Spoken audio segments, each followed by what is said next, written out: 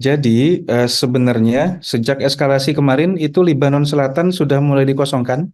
Terjadi arus pengungsian besar-besaran dari Lebanon Selatan ke arah utara itu sejak tanggal 23 September. Tentu kita menghimbau warga tidak ke sana. Kemudian di Beirut sendiri itu ada namanya daerahnya itu Dahye. Itu sering sekali menjadi target serangan dari pasukan Israel. Maka kita terus menghimbau warga untuk menjauhi wilayah-wilayah itu. Kalau kondisi negara ini sendiri dengan banyaknya korban akibat pertempuran, memang fasilitas kesehatan mereka pun saat ini mengalami tantangan karena banyak sekali kebutuhan-kebutuhan yang tidak bisa dipenuhi dari dalam negeri. Malah banyak negara yang memberikan bantuan dan termasuk Indonesia saat ini kita sedang membahas. Semoga kita bisa segera memberikan bantuan untuk korban-korban di Lebanon. Sebenarnya kondisi saat ini itu kita boleh bilang tidak ada tanda-tanda perbaikan kondisi.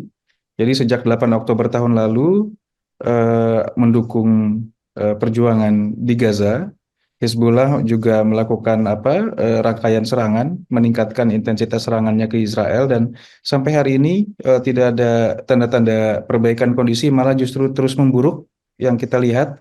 Maka kita ya otomatis kita harus melakukan langkah-langkah untuk pelindungan warga. Kemudian juga ada intensitas semakin serangan, bahkan beberapa kali terakhir ini di Beirut langsung itu intensitas serangan di Beirut sendiri itu sudah cukup besar, malah tidak hanya di daerah yang tadinya kita kenal itu daerah-daerahnya kelompok Hizbullah, tapi bahkan sempat terjadi di pusat kota. Ada namanya Al-Khula, itu wilayah pusat kota dan kita melihat memang serangannya semakin meluas. Kerusakannya tentu besar sekali. Satu kali serangan itu bisa 3-4 bangunan runtuh. Bahkan sejak Senin saja 23 September kemarin, itu korban jiwa sudah lebih dari 700 orang. Nah, tentu kita memonitor keberadaan warga kita. Kita melihat ada beberapa yang memang bertempat tinggal di sekitaran daerah itu, maka kita arahkan untuk mencari tempat aman atau langsung berlindung ke shelter di KBRI. Jadi kita menyiapkan shelter di KBRI bagi warga kita yang membutuhkan. Oke, jadi sampai pagi ini kita mencatat ada 48 orang warga kita yang sekarang berlindung di shelter KBRI dan sebenarnya sejak bulan lalu karena eskalasi pertempuran yang terus naik, kita sudah mulai lakukan evakuasi. Sejauh ini sudah ada 3 kali evakuasi, 25 orang, dan sekarang kita sedang memproses untuk para warga lainnya, terus kita data untuk bisa lakukan evakuasi secepatnya. Total seluruh warga Indonesia yang ada di Libanon, catatan kami sampai hari ini atau ada 157 orang, 48 diantaranya itu berada di shelter.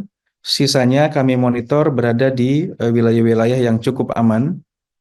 Dan tentu di kesempatan ini kita juga menghimbau terus tingkatkan kewaspadaan, berlindung ke shelter KBRI apabila diperlukan dan bersedia untuk dievakuasi ke tanah air. Kita memang akrab, kita erat komunikasi dengan para warga. Kita bahkan punya grup WhatsApp langsung, jadi kita selalu menginfokan apa aja yang terjadi di sana dan ya kita intens berkomunikasi. Dan tentu kita dorong warga kita untuk selalu melaporkan keberadaannya. Nah, bagi warga kita di Lebanon tentu untuk terus waspada dan kita harapkan bersedia untuk mengikuti evakuasi. Bagi warga Indonesia yang tidak berada di Lebanon, kita harapkan jangan berkunjung dulu ke Lebanon sampai kondisinya membaik. Sebenarnya kita sudah memberlakukan ada di Safe Travel, kita ada memberlakukan travel warning itu sejak 4 Agustus agar kiranya warga Indonesia juga menunda dulu rencana kunjungannya ke Lebanon.